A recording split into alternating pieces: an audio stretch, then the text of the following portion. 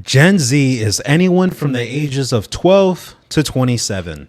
And let's just say that Gen Z is currently moving into a part of their life called their quarter life crisis. And I do want to preface this by saying I am a part of that crowd. I am Gen Z, even though I may not act like it. The first stage of this quarter life crisis that I want to dive into is being broke and always living in a state of brokenness with a lot of debt. So let's get into it. Can't be the only person who feels like this. So I'm 30 years old. I'm unemployed.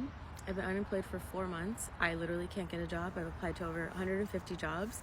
I now have negative $4.41 in my savings account because of the monthly service fee that just hit. I don't know when I'm going to get a job. I feel very lost. This feeling of being unemployed and applying to jobs and retailing your resume, getting rejected, and then seeing the job reposted literally 2 weeks later is demoralizing. And remembering that I am still worthy and I am still valuable has been very difficult. I left my last job because it was destroying my mental and physical health. I liked the job, but I just couldn't do it anymore. And so I applied to a new job, and I was going to make the most money I was ever supposed to make in my life. And they laid me off 4 days before I was supposed to start due to company reorganization. And I haven't been able to find a job since. I don't have a Roth IRA. I don't have any type of investment accounts. I don't know if I'll ever own a house. I am married, but we're both children, to be quite honest with you. I live in an apartment that we can no longer afford because I lost my job, moved down here for the job that laid me off 4 days before I was supposed to start. So when you sign a lease, you just can't get out of it like that. That's not how that works. Yikes, that's tough. I could not imagine myself being 30 years old with a lot of debt, guys. I mean, whenever I personally think of 30 years old, that's the age that I'm personally thinking of retiring. And I don't tell many people that because I'm often seen as an overachiever or I'm seen as too ambitious. But in reality, by the age of 30, I actually plan on early retiring, if you guys don't know what that is. But anyways, to react to this, I personally think we do live in a very tough economy. This is why I'm not throwing shade towards her or being judgmental towards her like I've seen others do. I think we live in a very tough economy and we have to be very understanding of others because it's tough, guys. Like, I mean, I myself have a wife, but I could never imagine how it would be to live by myself or for her to live by herself. It really would be a 50-50 on our survival. And that's why you see so many kids our age, you know, they're literally living with their parents, or a lot of them are doing very like weird activities such as scamming in order to get by, which again, I'm not justifying nor do I agree with, but I see why people are doing these things and living these lifestyles because it's literally unaffordable. So, I mean, I myself, I went to college. My wife went to college. We went about things the right way. We got our high school degree. You know, we built up our skills and our resume. We worked many different jobs. And then now, like, whenever we apply for jobs, we literally cannot find one. And so I completely understand where she's coming from at the age of 30. I mean, she's very close to my age. If you guys don't know, I am 22. So, or I'm turning 22 in a few days, my birthday, if anyone wants to gift me. But yeah, I mean, this economy is really tough. So, I mean, I completely get where she's coming from. But the next stage I actually want to get into as a part of this video, guys, is something that's not really spoken of often, but being fired for no reason by corporate America. And this, unfortunately, is seen as a very shameful thing, but unfortunately happens to us all. And it's actually happened to myself. But let's go ahead and get into the video. So I just got fired from my job. I am really pissed off about it, to be honest with you, and I'm not making this video for like sympathy or to like cry on camera to the whole world. I've already cried enough today, but I am really actually emotional about it because, you know, I wasn't the happiest in my job. You know, I feel like I kind of in a way manifested this in some weird way, but I still was given zero notice, 0 time to plan, I have no idea what's next. And that is 100% legal in the state of Florida. They can do that. The irony in all of this is that I myself am a recruiter. So, yeah, I already know how this goes, right? I am pissed off that employers preach, you know, wanting employees that have tenure, wanting employees that are looking for their next home, wanting employees who are willing to stay and work hard and want to do overtime and all this fucking bullshit. And then they tell us, hey, it's always professional to put your 2 weeks notice in so that you have, you know, you leave in good standing, you can get a good reference. Like, it's all a scam, because as soon as you don't serve your employer anymore, as soon as you don't meet the bottom line, they will let you go in a heartbeat. You're replaceable. You're 100% replaceable. Yet they want you to act like your job is the end all be all of your whole entire fucking life. You spend more hours in an office than you do at home with your family. The whole system is a scam. Seems like somebody got a little taste of their own medicine, because if you guys didn't hear that correctly, she said she was a part of HR herself. And I really do believe in the biblical principle in the Bible called you reap what you sow. And I believe that is what's coming around. It's not this little thing called karma, guys. It's reaping what you sow. If you cheat on your neighbor's wife, then God will give you punishments here on this physical earth, or he will allow physical punishments to occur in your life. And so, yes, God can forgive you, but there are still physical punishments for the consequences of the actions that we made against God. And so I think that this could be a little bit of that, but I do have to say, I completely agree. Working for the hour is a total scam, guys. I mean, just this whole idea and notion of, oh, I get paid $15 an hour and I work my way up. I get the concept. It makes sense on paper, but in actuality, it doesn't really work out that way, guys, because what happens is inflation in our nation is increasing. And so the hourly wages aren't going up with that. And so what happens is people end up having to work multiple side hustles, multiple different jobs, doing very sketchy things to make money on the side, starting their own business. And it's a very tough job market, and it's a very tough financial economy for everyone. And that's why I think there's so much instability, and so many people are driving up their credit cards and things like that, because there's just not enough money to go around, and there's just so much debt floating around. It's become the new normal, but it's become shameful to speak about. So a lot of people don't know this, but most Americans are actually in debt, and most Americans are living paycheck to paycheck.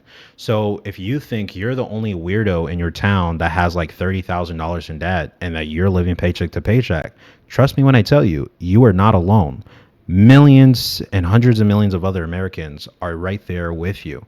Very few Americans are actually outside of this little rat cycle, or rat race, as we want to call it, working a 9 to 5.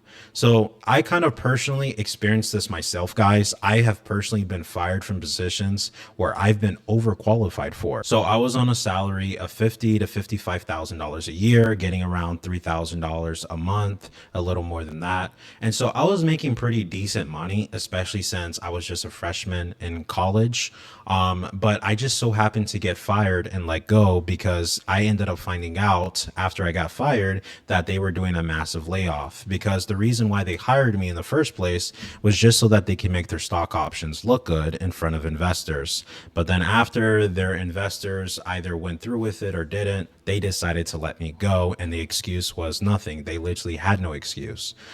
So that was very upsetting for me. Another thing that happened actually too is I had another job after that where I was a salesperson, and whenever I was a salesperson, I was literally the top salesperson in the whole company that they have ever seen in their whole entire existence. And so I was a top salesperson from literally day one, no exaggeration. I was making over $20,000 a day in revenue sales for the company, and they just decided to fire me because my my upper management was actually jealous, and they felt inferior of the fact that I was actually going to go ahead and take their positions, because they were afraid that if upper management on top of them saw that I was doing really good or too good, that they would actually replace me with them. And so they decided to fire me, and there was literally no explanation for it. So I completely get where people are coming from. I get what people are saying. The job market is tough. And I believe, honestly, that was kind of like a redirection from God Almighty. It kind of redirected me into a state of my life where I'm like, okay, I was doing really good in my previous positions in finance. I was doing good in sales. Why don't I go ahead and start my own business? And that's where I started to, kind of like get out of that whole 9 to 5 mindset and more of the likes of, I need to do my own thing, guys, because this economy is tough. And so I decided to pursue my own businesses. And now I'm at the point where I'm at today. I'm not a multimillionaire by any means, at least not yet. That is definitely a goal of mine. But I am at a point in my life where we can actually comfortably pay our bills. And hopefully in the next few months to a year, I definitely want to be at a point in my life where I'm living life a lot more abundantly. And I do that by owning multiple businesses and where I am my own boss. It's not a prideful, egotistical thing where I see many people want to do. They want to be their own boss just to say I'm a girl boss or something like that. But I actually want to be my own boss so that I can actually have control of my finances, so that I actually can, be rewarded for what I'm worth. Because if I work a job, I'm working for someone else's dream, not my own. And that's actually where I want to get into the next part of this video too. Whenever we see like the depression starts to kick in, guys, and I don't know about you guys personally, but me personally, I kind of had this level of like desperately applying for jobs with no return, and I was doing all types of crazy things to just get a response, and nothing was working, just like this girl right here. This is the most humbled I've ever felt in my life. I'm literally holding resumes, a stack of them, so that I can go in person to places and say, are you guys hiring? It's honestly a little bit embarrassing because I'm literally applying for like minimum wage jobs, and some of them are being like, we're not hiring, and it's like, what? This is not what I expected. I graduated college with 2 degrees in communications and acting. I speak 3 languages. Oh, this sucks. Like, I just want to be a TikToker, if I'm being so for real with you. But I can't be delusional anymore. Like, I literally need to make money. So, I'm just gonna keep trying. And unfortunately, guys, that was the state that I was in. And I cried, guys. I really cried because it was really tough on me, guys, because I had a wife. I just freshly got married and everything was looking good. And corporate daddy just decided to go ahead and fire me because they just wanted to for no reason whatsoever. And when I had my sales job, honestly, I was going to quit anyway, but they decided to fire me before I decided to go ahead and quit. And that was just because they were envious of the fact that, I was too good of a salesperson. I was making too much money. And unfortunately, that is the reality of corporate America. Either they just kick you for no reason because you're no longer needed, or because, upper management sometimes is jealous. I've been on both sides of the spectrum, so I get where people are coming from when they say this stuff. And I also know after this comes a state of complete desperation. I mean, I was very, very desperate. I started applying for different jobs at McDonald's, Taco Bell, Walmart, Target. I mean, just the lower end jobs, minimum wage jobs that don't pay much. And nothing against people that work there. I think they're great starter jobs if you want to work your resume up. But I think for someone like myself with over 5-10 years of experience in the fields that I'm in, right, I don't think that I should have to work starter jobs with minimum wage salaries. Right. So it's a very, very tough job market. And I completely understand where people are coming from, guys. And this next video I want to show you guys is actually this girl that's just so desperate. She's just literally crying out on TikTok, asking for any sort of advice that anybody could give her. I really feel like I'm never gonna get a job again. Like, I'm so scared because like I have been unemployed for 3 months. I'm not eligible for unemployment because I just moved here. I am so stressed out. Like, this has never happened to me before. Like, I've always had a job. Like, I was an honor student, like 3rd in my class, so successful in high school and college. And I have a bachelor's degree in poli-sci. I have 2 years of experience in mental health. I'm a great worker. I'm so organized. But nobody will even give me an interview. And I was crying on the phone with my mom because I was like, what if I literally can't find a job? Like, I've been applying for months. Like, I literally can't find anything. Like, what am I gonna do? Like, am I just gonna live with my parents for the rest of my life? Because, like, I'm not kidding you, I literally cannot get an interview anywhere. anywhere. And I have applied to hundreds, if not thousands of jobs in the past few months. I literally don't know what to do. Like, I'm genuinely so scared. Like, I really am terrified. Like, I don't know what is happening in the world right now, but like, I am a good candidate. I don't know what's happening. And I don't deny at all that she is a good candidate. I mean, I don't know her from a lick of paint. I don't know her personally, but I myself applied for thousands of jobs and I kind of just started to take that as rejection, guys. And I was just in this like place of desperation, almost like a depression, because I was like, bro, I'm applying for thousands of jobs. I'm overqualified. Why am I not getting accepted?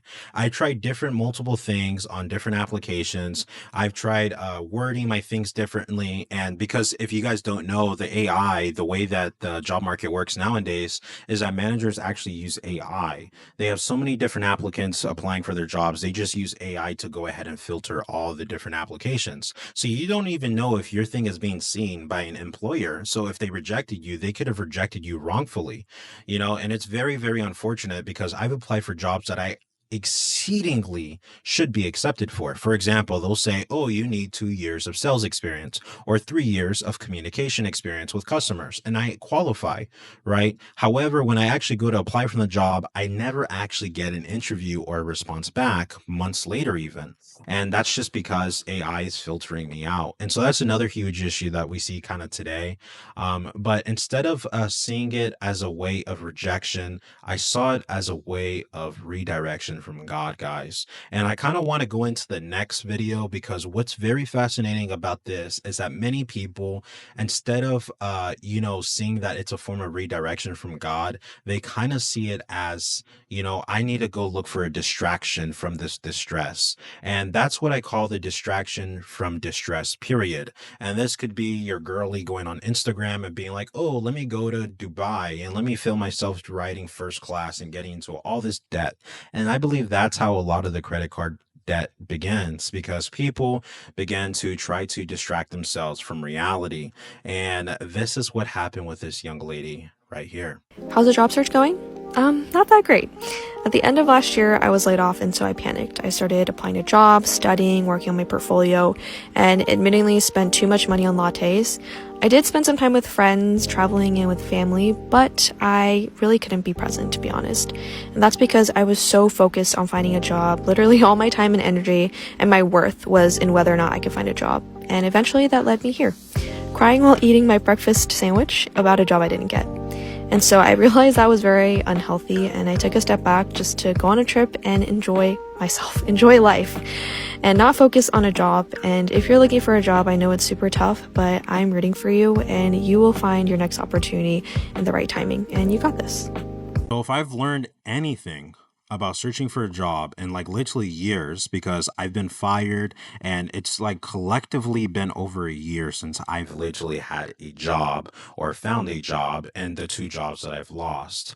And let me tell you what I've learned. I personally have learned throughout this whole process that all of the rejections that I have received were not a reflection of how good or qualified I am, but it was actually just letting me know that God was redirecting me to something greater, something better, something beyond human comprehension. He was redirecting me to something greater than just a job. And I want to tell you guys this as a message of hope, as a message of love, that if you've applied for thousands of jobs and you're not getting a response, don't take it as rejection, because the devil will tell you that that is rejection, but God will tell you and let you know with certainty that that is redirection into a new direction. And so if there's a hobby, if there's a business that you wanted to pursue full time, whether that's painting, arts and crafts, singing, drawing, being a musician, being an actor, being a content creator, being a professional mover, a realtor, whatever it is that you personally wanted to pursue and that you didn't feel like you could, or that you weren't able enough to do it, that is a sign from God Almighty, I personally believe, for you to pursue that, guys. And that's exactly what I took it as. I took it as a sign.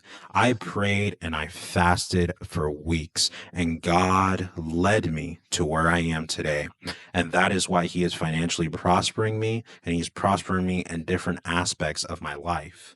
I am not teaching a prosperity gospel, but what I am teaching is that if you just take that leap of faith, if you have trust in Jesus Christ, He will provide for you, and he will lead you into where it is he needs you to go. He may not want you to be making 50K a year. He may not want you to be making 100K a year. How do you know God doesn't have greater plans for you to make 100K a month or 100K a day?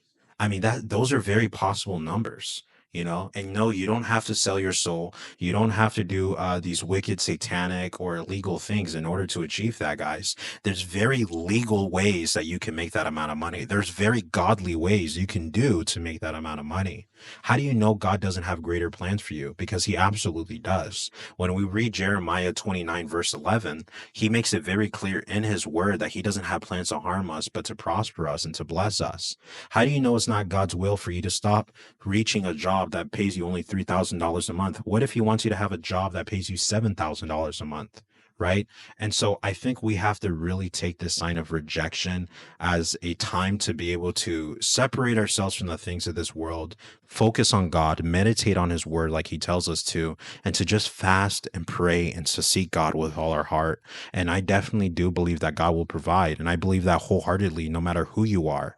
And so this one girl, the way she worded it was so perfect. And I completely agree. People need to stop seeing it as rejection, but as redirection from God Almighty. Let me tell you something so powerful that I learned. God's no is not a rejection. It's a redirection. God says no to many of us get offended. We turn our backs on God because we believe that he's condemning us and he's rejecting us and he's throwing us to a side. But that is a twisted way of thinking, a way that the enemy wants you to think. Because God is saying no because he wants to order your steps in the right plan that he has for your life. Let me tell you that this is something that I had to learn and apply to my personal life. God is not saying and has not said no because he hates you and he wants to punish you, but God has said no and is saying no because he does not want you to fail. The Lord will always lead you in the right path. He will always lead you to do good things. And the moment he sees that your steps or a decision you want to make is going to lead you away from what he has for your life, he is going to redirect you. So stop complaining about the no's that you receive from God, but start thanking him because he has your best interest in mind. So I know that this was an unexpected twist at the end. You guys weren't expecting me to involve Jesus Christ, but I think that's a very important aspect to this because I personally believe that God in my life, he helped me to leave my corporate 9-to-5 job. I'm now in a situation where I can pursue the ministry pretty much full time, and I can go ahead and pursue my businesses full time. And so God has blessed me with this channel, with my businesses that I do with my wife. He's blessed me so much because I had the leap of faith to be able to leave my previous jobs. And because I trusted in him and I didn't go back and I didn't go pursue other 9-to-5 opportunities, he's blessed me so much abundantly because I took that leap of faith. And so I just want to make this video as a reminder to you guys. God may not have the same plans in your life that he has for me, but I will tell you that God will bless you. He will provide better opportunities. And so we have to stop looking at it as a form of rejection. Stop inflicting this pain and this depression upon yourself and realize that it's redirection from God because he loves you so much is why he took you out of that position to redirect you into something greater. Thank you guys so much for watching this video. I hope this video was helpful and edifying and a blessing onto you. If you enjoyed, don't forget to subscribe and turn on notifications, smash that like button so YouTube knows and the algorithm that you guys enjoyed, and share it with someone that you believe could learn from this. God bless you guys.